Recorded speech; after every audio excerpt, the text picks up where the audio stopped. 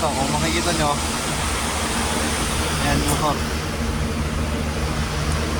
Pinaklas namin, tapos nilinis namin yan, oh. Yan ilalim. Yan. Nilinis yan kasi pag nasusunog, unang nasusunog yung mga langis yan. Ito. Yan. Ayan, duck niya, nilinis din yan. Ito yung mga kasama ko. Ito ang mga masisipag kong kasama. From Nepal, si Ram. Nanggal na yung mga wire. Ang technician itong kasama ko, magagaling to. Ito ang mga veteranong technician ng kami kumpanya. Nalinis siya, oh. Huwag langis yan. Kasi nanggalan. Ayan pa. Dami-dumi. Ram, say hi.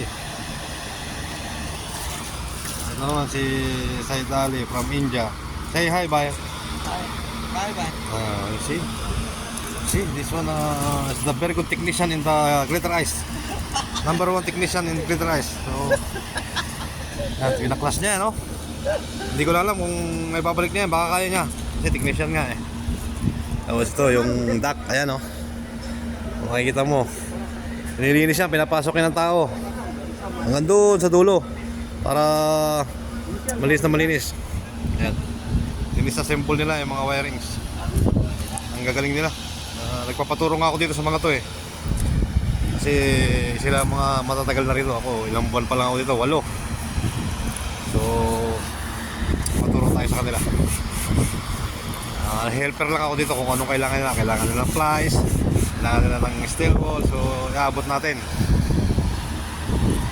Ang trabaho namin ngayon na restaurant ay ayan, is brought to you by Kudu Buraida Al-Qasim. Natapos na sila. Pagkatapos yan, magpirma natin yung job completion, tayo iuwi na. At bukas naman ang trabaho. Ganun ulit ang oras, madaling araw ulit. So yan, tapos tayo sa rooftop. Yan. Sige, yan na muna sa ngayon. Siguro sa mga susunod na araw mas marami tayong i-upload kasi medyo tagal-tagal tayo rito. Pero galing na tayo ng Madina, ng Tabuk at saka Yanbu. Hindi lang Pudong ginagawa natin, meron tayong John Burger, McDonald's, lahat mga restaurant. Yan, meron pa nga yung mga talagang malupit. Wokong, talagang goma yun. Goma. Okay guys, bye muna sa ngayon. At ingat kayo dyan kung nasan mo kayo, naroroon.